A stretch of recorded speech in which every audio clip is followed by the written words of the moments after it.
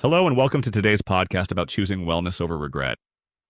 The human brain is basically a prediction machine running on thoughts, and those thoughts can add or subtract years from your life. A recent Yale study found that positive thinking patterns can extend lifespan by up to 7 years, which is pretty mind-blowing when you think about it. That really puts into perspective how our daily thought patterns shape our entire lives. And it's not just about living longer, but about the quality of those years, too. You know what's fascinating about this? Neuroscientists have discovered that negative thoughts actually activate completely different brain regions than positive ones. When we're stuck in negative thinking, our fear center, the amygdala, goes into overdrive. So that explains why it's so hard to make good decisions when we're in that negative headspace. We're literally operating from our fear center instead of our rational brain. Exactly right. And here's where it gets really interesting. Studies show that chronic negative thinking can physically shrink parts of our brain, specifically the hippocampus, which handles memory and learning. But, and this is the good news, positive thinking can actually reverse this effect. Hmm. That makes me wonder about all those times we tell ourselves, I can't, or it's too late. We're literally rewiring our brains for failure, aren't we? Well, let me share something really practical about this. There's a technique called pause and pivot that's showing promising results. When you catch yourself in a negative thought, you pause even for just a second and consciously pivot to a more constructive thought. That reminds me of Sarah's story from the research, how she transformed her chronic pain experience. What specific strategies did she use? So Sarah did something really clever. She started what she called evidence collecting. Every single day, she would write down 3 concrete pieces of evidence that her body was capable of healing. And get this, she found that her pain levels were notably lower on days when she maintained this practice.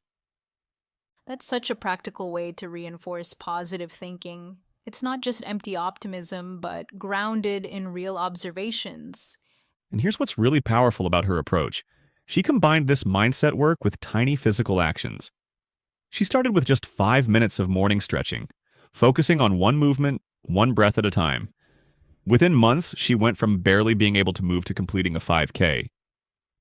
So it's really about creating these small, consistent shifts rather than trying to transform everything at once. Exactly, and this connects to something called implementation intentions. Specific if-then plans that bridge the gap between our intentions and actions. Research shows these can increase success rates by up to 300% because they bypass our conscious decision-making process. That's fascinating. It's like creating a mental autopilot for positive choices. And you know what's really interesting about this? The Yale study found that people with positive mindsets had significantly lower levels of stress hormones like cortisol. This directly impacts everything from immune function to heart health. That makes me think about the role of community in all this. How much does our social environment influence our ability to maintain these positive mindset shifts? Well, the research is crystal clear on this. Our mindset is significantly influenced by the 5 people we spend the most time with. It's why creating what I call a wellness ecosystem is crucial, surrounding yourself with people who reinforce and support your positive choices. That really brings it all together. The individual mindset work combined with environmental support. It's like creating a complete system for success. And what's really exciting is that this system creates a positive feedback loop. As you start making these small shifts in mindset and seeing the results, your brain literally starts looking for evidence to support your new, more constructive beliefs. Those 7 extra years of life, they start accumulating with every positive thought we choose. And that really puts the power back in our hands. We're not just passive recipients of our thoughts, but active creators of our mental landscape. You know what? That's exactly right.